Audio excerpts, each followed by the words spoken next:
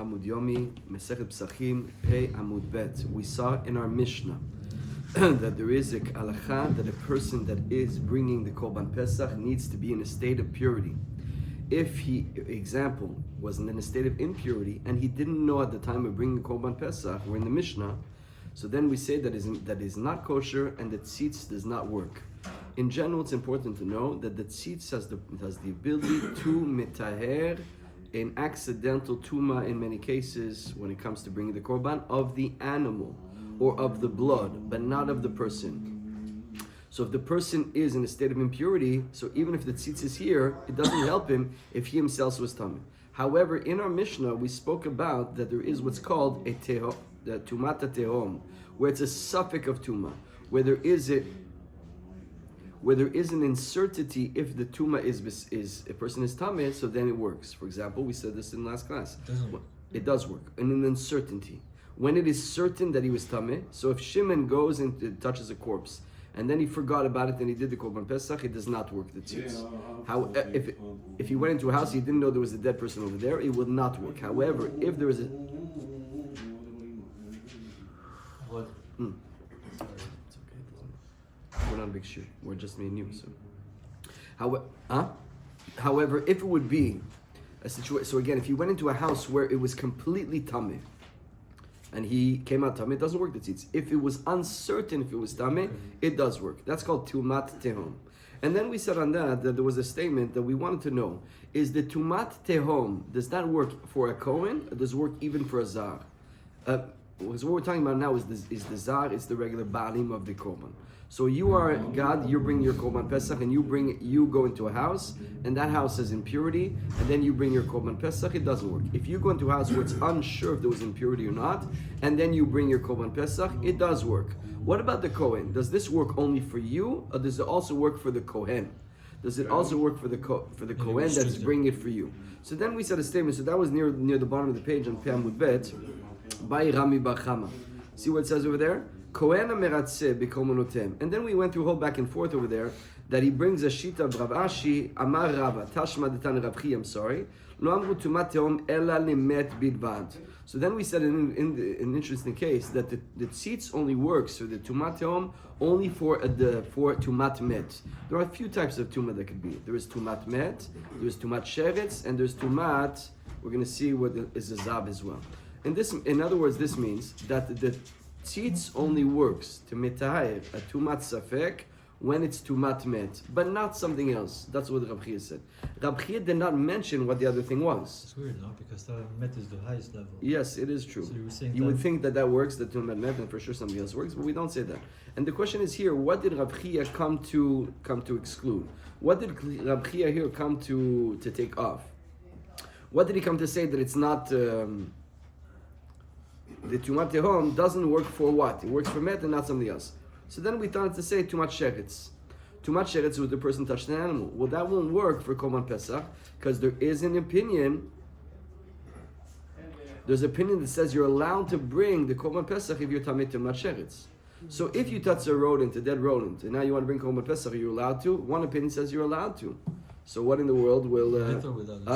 with or without the tzitz work, so it can't be that. Oh, but actually there is an opinion that says that you can't bring it. So now we're getting to our mikuvan. If there's an opinion that says that you can bring the korban pesach if you touch the sheretz, and now we say that the tzitz works, if it's a suffix, it works for tumat met, it doesn't work for the sheretz. Was that true? Yes. So it doesn't work for the sheretz. Let's read that again.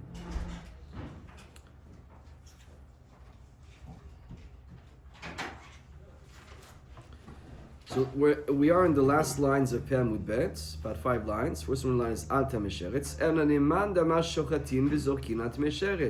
So actually, Hashta Tuma Yidua Hutra Tuma Tehom Lo Koshken Ela La B'Kohen. So what is it coming to exclude? So according to the opinion that says that you're allowed to bring a Korban Pesach even when you touch the sheretz. So what is this Braita coming to exclude? The Braita is saying it works for met, it doesn't work for sheretz. Well, your sheretz is allowed to be brought, so it must be that it's coming to exclude something else.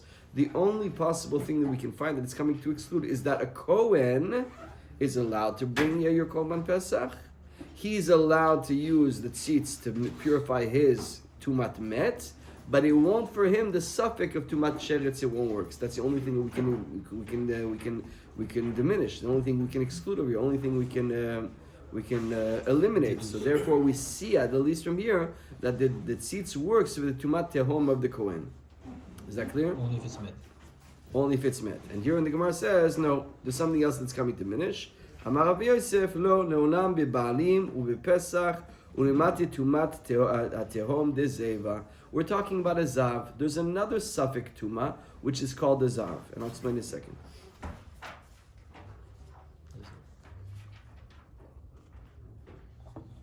A zav is a person that had a spiritual seminal emission. A spiritual illness, which is a seminal emission, which is not zera, it's not semen, it's something else, which makes him tummy. The zav, of course, cannot bring a korban pesach. The zav cannot bring it. Now, the zav, there's a situation where he is tummy for 7 days. He sees his emissions, and now he has to wait 7 days of becoming pure. On the 7th day, we have a concept of what's called miksata yom kekulo. He's allowed to go to the mikveh in hopes that he won't see another emission. And if he doesn't see another emission, so retroactively what happens is that his purification works from the time he went to the mikveh. So for example, nighttime is 6 p.m. He has to wait till the night. He has to do 7 full clean days. On the 7th day, in the middle of the day, he's allowed to go to the mikveh. Even though he didn't finish the day. Even though he finished the day. And if he gets to get to the evening and he doesn't see anything, so then it's going to turn out that whatever happened, that his mikveh from the earlier day is valid. Because he did not soter it, he did not cancel it, he did not see something, so he didn't break his count, and it's tahor. So this is like a suffix as well. And if he sees something? Then it cancels everything, he's got to start again. So now he's like a suffix as well. What does it mean he's a suffix? He's today on the 7th day. He's unsure if tonight he's going to see the dude, he's going to be tahor or not.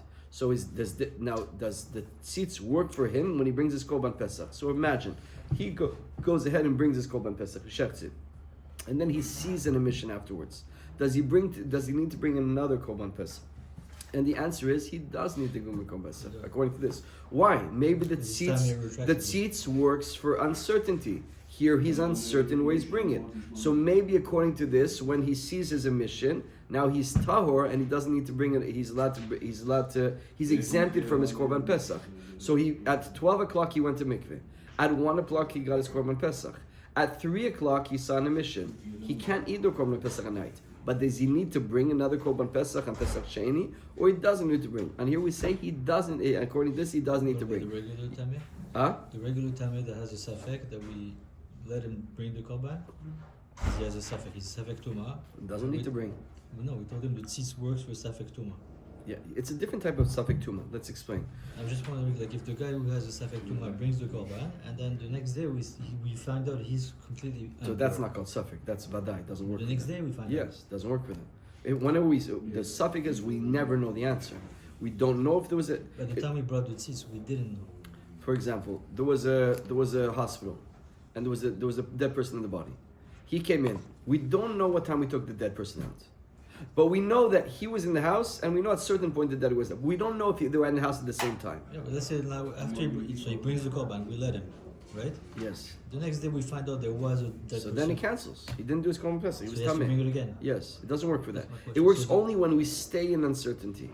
Here, and maybe I'm wrong in what I'm saying. Could be that the Pessachim will discuss what you're saying. And even if I'm wrong and you're right, that he doesn't need to bring again for the tzitz, it doesn't work.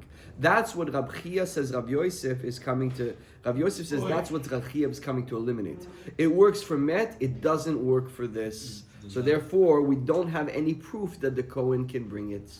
We wanted to know, does the tzitz work for the Kohen as well?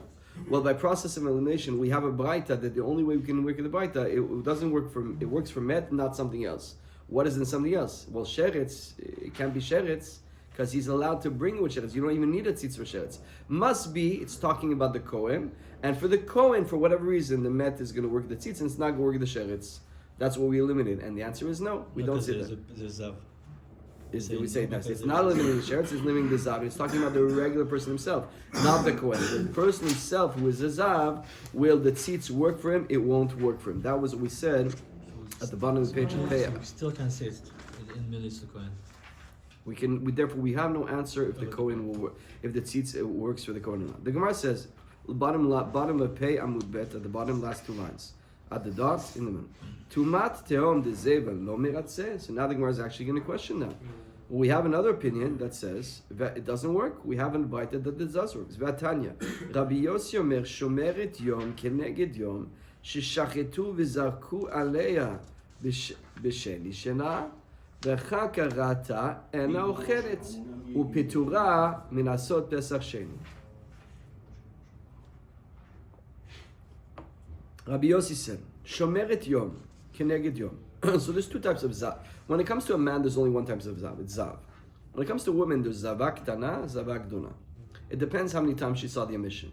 If she saw the emission 1 day, she's Zavak Tana. 2 days, she's Zavak Tana. 3 days, she's Zavak Duna. What is the ramifications of that? 1 day, it's Yom Keneged Yom. She saw today, she needs to have 1 24-hour period of purity. 1 day that she didn't see, and then she's out of the... If it's 2 days, she needs to hold 2 days. 2 days of impurity, 2 days of purity. And then if she sees day 3, then it goes to 7 days. She becomes Zavak Dona. So here we're talking about Shomeret Yom Keneged Yom. She's a Zavak Tana. She's doing 1 day of purity against 1 day of impurity. V'zarku aleya b'sheni shela. And on the second day, so she's Tameh day 1. And on day 2, what is she doing? She's waiting, hoping that she's going to continue to be Tar. And what do we do? And then she sees. And the second day. Now she sees on the second day. But she shechted. What did they do? She shechted.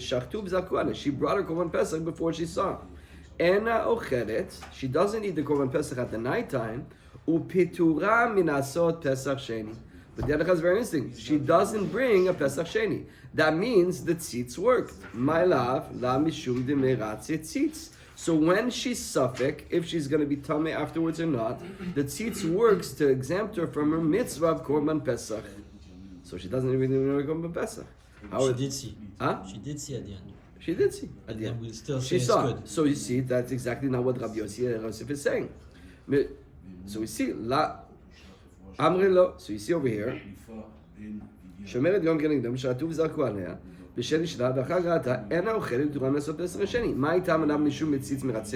now we have an issue that the tzitz means miratze, that the tzitz is also coming to give an expiation, a kapara. Lo, mishum de kasava Rabbi Yossi mikanu rabahite mitamea. We have shitat Rabbi Yossi that says from here and onwards she is mitamea. That means, how do we look at the second emission? She saw on day 1. She goes to mikveh on day 2. She sees in the afternoon of day 2. Does this go and make her tameh all the way back to the first day? Or is it a new tumah that starts now? That's the question. So Rabbi Yossi says, Mikan uleabahi me'atamia. Ditanya. That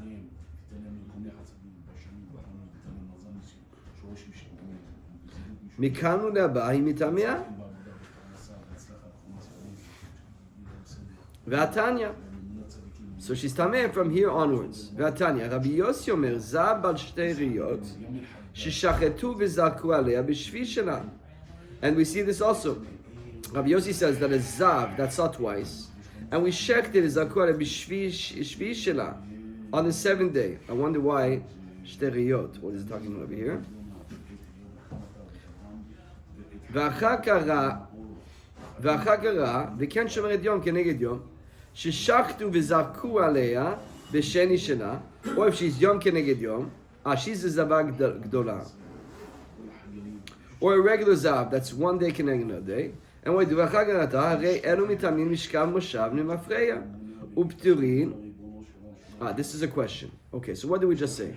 We see that our Braita is saying that Rabbi Yosef is saying that we push off the Zav does not get the mitzvah of Korban Pesach, the tzitz doesn't work. Problem, we have Rabbi Yossi that says that Shomeret Yom Keneged Yom, that she sees on the second day, she sees, and then what happens is, She brought the korban pesach before she saw. So now it works that the tzitz works for her to make her that she doesn't need to bring the korban pesach. What? So isn't that because? So we have a kusha from Rabbi Yossi and Rabbi Yosef. Rabbi Yossi the Amora, the Tana, goes against what Rabbi Yosef saying. So really we answer Rabbi Yossi is a special shita. How does it go against? What does it go against? Rabbi Yossi says. Rabbi Yossi doesn't say that the tzitz works. Rabbi Yossi holds of something else completely. You're saying about the zav, the zav. What happens with the zav's on day 1? So that zav is tamid the whole day 1. On day 2 at 12 p.m. they're waiting. They bring the korban pesach. At 2 p.m. that zav sees again in a mission. Does the zav become tamid from 2 p.m. all the way back, all the way to the next day, or is it only from here onwards? How does it work? So Rabbi Yossi says no. It's only starting now again from scratch. So actually, at the time that they went to the mikveh at 11 a.m. and they brought the korban pesach at 12 p.m., it was actually tahar. It was actually pure. It was actually a state of purity. So that's why the korban pesach works. You can't eat it at night because you're again tameh after you brought the korban pesach. Not because of the tzitz. That's nothing to do with the tzitz. That is shitat Rabbi Yossi. Chachamim don't hold like that. Chachamim hold that it becomes tameh from the mafreya backwards. Now the Gemara questions that. Makes sense because if we do. Otherwise, we wouldn't do 2 days, 2 days. That's what the Gemara is going to ask. The Gemara is going to say, how do we get to day 3? According to Rabbi Yossi, how do we get to day 3? Because it's 1, then we do a whole new day, and then we stay. The Gemara is going to ask that question later. So the Gemara says, V'atanya, Rabbi Yossi Omer, Zav. Now we challenge this, because we have Shitat Rabbi Yossi that seems to contradict what we just said. V'atanya, Rabbi Yossi Omer, Zav bal shte riyot. According to Rabbi Yossi, if you have a Zav that saw twice, not 3, 1, 2, Sheshachatu v'zarku alav. Bishvi shelo. A zav is not like a zava. A zav always needs 7 days. Okay? So zav saw twice. Day 7's coming, we shecht and we sprinkle. And he went to the mikveh, and then he sees, it's Rabbi Yossi again, it's not somebody else. V'ken shomeret yom keneged yom. Or the lady, that's 1 day pure, 1 day impure. Sheshachetu v'zarku aleh b'sheni shela. So now what's happening? וזורק בשני שלה. ששחטו וזרקו עליה בשני שלה. So on the second day, we shech, we sprinkle, now she becomes tameh. ואחר כך ראתה. Now she sees. Now she sees. What? הרי אלו מטמאים, משכב ומשב, למפרע. You see that whatever they sat on in the back retroactively becomes tameh. You know that the zav and zava sits on something and makes it tameh. Okay? It's called timat mishkav. Now, we see that at 12 p.m. they shechted, and then they shechted, and then at 2 p.m. they become tameh. Anything they sat on from today till yesterday becomes tameh. So you see that they're tameh retroactively according to Rabbi Yossi. Even though Rabbi Yossi didn't speak about the korban pesach in this context, he just spoke about making tameh. Tameh is tameh retroactively. So isn't it tameh retroactively also for the korban pesach? And you can't be korban pesach. So we have a steal in divrei Rabbi Yossi. The Gemara says, Amrei mayne mafreya midarabanan. What is the mafreya that we're talking about here? What's the retroactive? We're talking about derabanan. No, really they are tao. They are tameh. They are tao. They are pure. It only starts from now on. But why for impurifying things? Korban Pesach, you're good to go. You don't need to do another korban since she's Rabbi Yossi. But why do we go backwards for tuma? We do it derabanan. And I don't have here a pshat yet of why we go backwards the Rabbanan. Ve'af Rabbi Yeshua savar ken. And even Rabbi Yoshia holds of this as well. Savar mitameh mafreya me de Rabbanan. According to Rabbi Yoshia, we're mitameh backwards de Rabbanan. The Tanya, Rabbi Yoshia omer, aval zav shira b'shvi shelo, soter et shelifanav. So we have over here a braita that says, Rabbi Yoshia says, a zav that's on day 7 cancels out everything min mafreya, backwards. Everything he counted, he needs to count another 7 days. Amar li Rabbi Yochanan lo yistor ele yomo. Why? It should only be 1 day. Mimay nafshach. I kasvar li mafreya hu mitameh afilu kulo. So what did Rabbi Yochanan say? No, it should only cancel 1 day. Only 1 day, that day. The Gemara doesn't understand what Rabbi Yochanan is saying. If you hold if you hold that's tameh retroactively, should be retroactively all the full 7 days. Because and if you only hold that you're only becoming pure from here on, so even that same day should not be cancelled. Meaning, even not the day before, just starting now. So what, you want me not to cancel everything, not even the day of? So Rabbi Yossi says no, but Rabbi Yossi holds like me. Meaning, it's only one day, because I hold it's only the Rabbanan. And Rabbi Yossi also holds like me the Rabbanan. Rabbi Yossi omer mitamin mishkav meshavne mafreya. And Rav Shema mina mitameh mitameh mafreya midrabanan shema mina. Because Rabbi Yossi is proving his point that I'm only doing one day. Why doing one day? If it's mitameh, it goes 7 days. If it's not mitameh, it's only from here on. No, Rabbi Yossi holds like me. The Rabbanan, I also hold the Rabbanan, so I'm only putting one day. Soter that day the Rabbanan. So there is another opinion of Rabbi Shua. Yes, for Rabbi Yoshia, I don't know about Rabbi Yossi. Rabbi Yossi because we're going 7 days, but according to Rabbi Yoshia, at least he's using a basis of Rabbi Yossi to tell him that it's mitameh le'mafreya. Okay, we're going to stop here. We did a little bit of leeway. What I want to do tonight, Yad, I want to learn again tonight. Yeah, I want to learn tonight a half an hour to catch up the 2 pages that were missing.